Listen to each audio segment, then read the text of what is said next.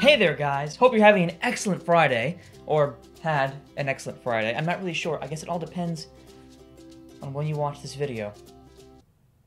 Anyways, as some of you might know, there was not a video last week because I had to kind of put that one on hiatus because I was attending Star Wars weekends, and I figured I'd rather wait to give you guys the video you deserve than spitting one out really quick. Regardless, today I'm going to show you guys what I did at Star Wars Weekends last weekend. What is Star Wars Weekends? Just in case you guys don't know, Star Wars Weekends is an event that's held at Hollywood Studios in Disney World, Orlando, Florida. Now, ever since Disney acquired the Star Wars brand and all things Lucasfilm, Star Wars Weekends has kind of been upgraded in some areas and downgraded in others. I attended said event as Grand Admiral Thrawn, and if you guys have been following me this month, you'll know that I've been working on this Grand Admiral Thrawn cosplay for quite a while. He's a character from the expanded universe. He's an alien, which is why his skin's blue and his eyes are red. So it was a month-long preparation that all led up to this single day of 95-degree weather. It was hot! So here we are, trudging around the park, barely 30 minutes into our adventure, and what's the first thing we do? We stop at Darth's Mall. Clever, I know. Darth's Mall is a bit of an indoor warehouse, and this year it's actually changed locations, and it's next to the Toy Story Pixar area. Now, Darth's Mall is always home to tons of Star Wars merchandise and memorabilia, and sometimes fun little encounters with characters. This year, though, it was all about Star Wars Rebels, which is the new animated TV series that's going to be hitting Disney XD this fall. And yes, I did get this shirt from Darth's Mall. And I was on my merry little blue way. After that, we spent a large amount of our day doing probably one of the best things that you can do at Star Wars Weekends, and that's seeing all the different costume characters walking around for pictures.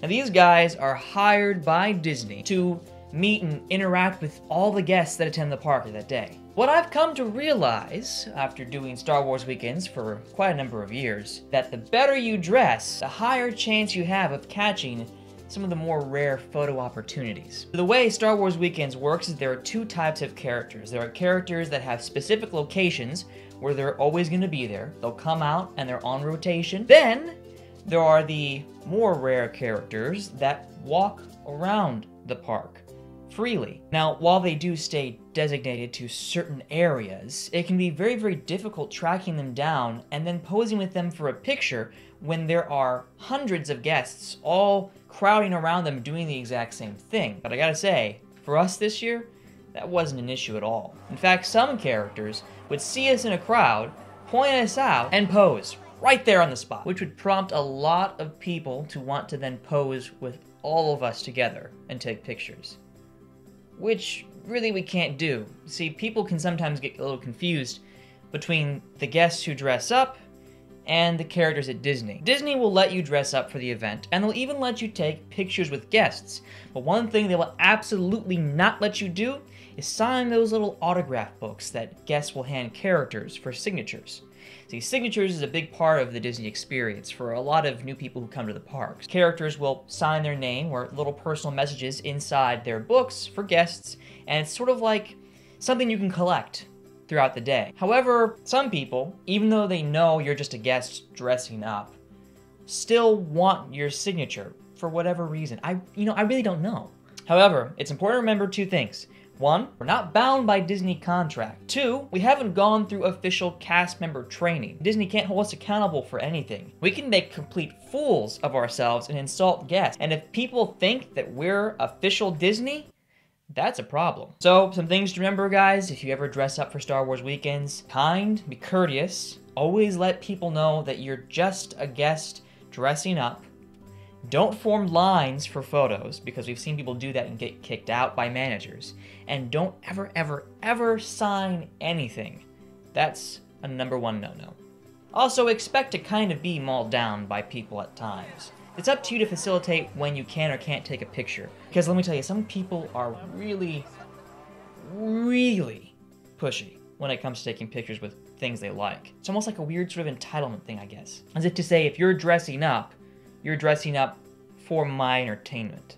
No, I'm dressing up because I like to cosplay. But yes, I will allow you to take a picture with me for just this one moment. So we did a bit of this, we did a bit of that, saw a few characters. Oh, my absolute favorite characters are the ones who will improvise with you. These people have to be on the top of their game.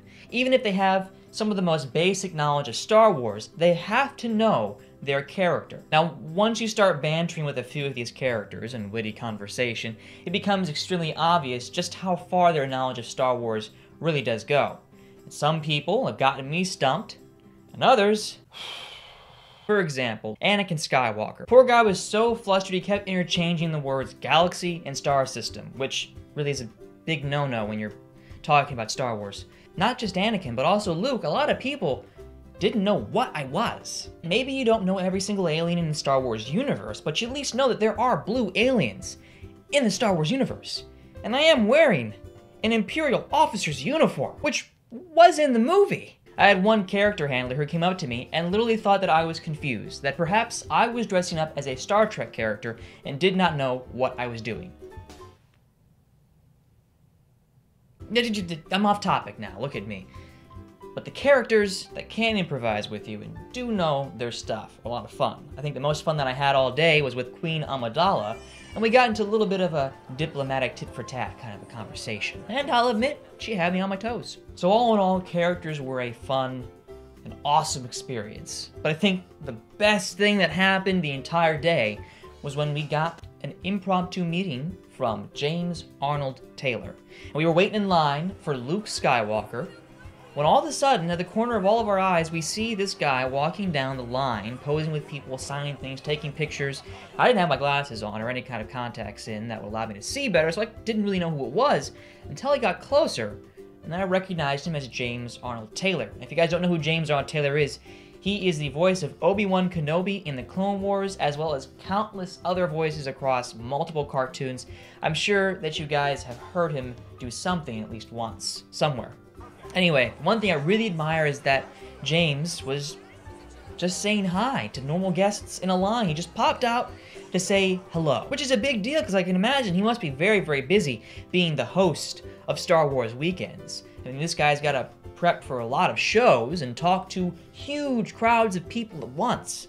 But James is honestly a really nice, down-to-earth, fun guy. So we posed for a picture with him, filmed him for a little bit, and he even complimented us on our costumes, which I thought was absolutely awesome. Didn't have anything for him to sign while we were there. Debated having him sign my forehead, but then that would have been messy. Oh yeah, and then after that we took a picture with Luke, but whatever. So it was a long day, and I had these terribly annoying red sclera lenses inside my eye for about 6 hours. It was time to take them off, just to be safe. So after taking them out, I was basically just a blue guy in an Imperial officer's uniform. But that was alright, people still recognized who I was. Now that I didn't have the contacts in, creeping people out, I'll admit I may have caught a few more glances from the ladies. What can I say, I'm a blue Casanova. Regardless though, I was exhausted. So was everybody in my party. So we figured it was time to make use of our passes and use our magic bands to ride the only resident Star Wars ride at Hollywood Studios, Star Tours, which, as some of you guys might know, has gotten a revamp in the last, what has it been, year, 2 years? What's so neat about Star Tours is that the ride changes every time. It's like on a random rotation where sometimes you'll visit one planet, sometimes you'll visit another, you'll have different character encounters here and there. Really encourage you guys to ride it, it's a lot of fun. So after riding Star Tours, it was very nearly time to end the day with the finale show, hosted by James Arnold Taylor. Now unfortunately, the hyperspace hoopla, as is always at Star Wars Weekends every year, and is my favorite thing to see, wasn't here this year. Instead, it was replaced by this weird new show, which I'll admit was exciting and entertaining because it was new, but I kinda missed the hoopla. And if you've been to Star Wars Weekends, I think you know what I mean. Anyway, the pre-show was a lot of fun. We had DJ Lobot, if you guys know, is a Star Wars character, was mixing up lots of old and new songs, even threw in some Broadway songs in there, which was really cool. And honestly, I think is the best DJing I've ever heard. DJing. Is that a verb? DJing. It's a verb now.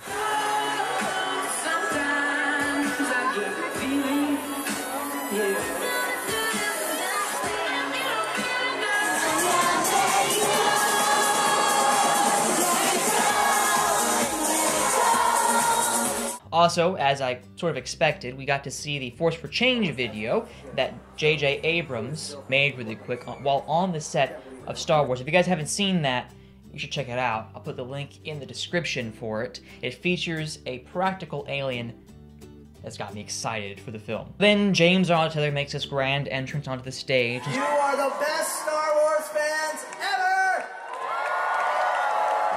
Starts introducing groupings of Star Wars characters who each have their own cool entrances and exits.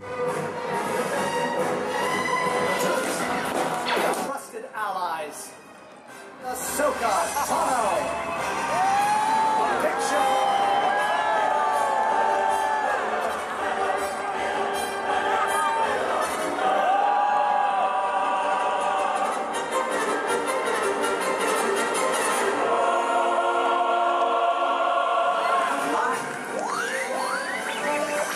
Forcing the Empire to take note.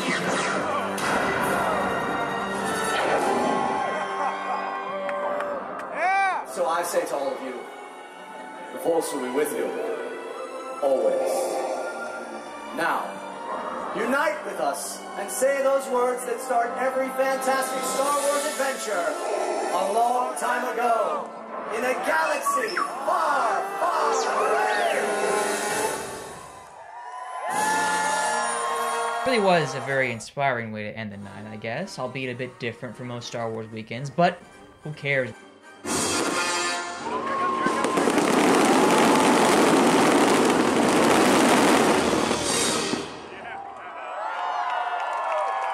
We were exhausted.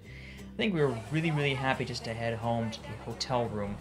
Those shoes were killing me, let me tell you guys. I had a lot of fun, and yes, I'd do it again. In fact, I've already got my next cosplay in mind for Star Wars weekends, but I'll keep you guys up to date on any cosplay endeavors in the future. Now, if you like this video, please like the video. Check out the links in the description if you want to learn more about some of the things I talked about in this video. And also, don't forget to subscribe, guys. Remember, life is a play, and the play is the thing. I'll see you guys next week. Stafeezy, and don't forget that you can subscribe. Yeah! Oh, sorry. I don't know the future. What it holds, where it goes, if it plays or if it folds, filled with gold, lonely and cold, breaking molds and bravely bold, I don't know. This is the police. Put the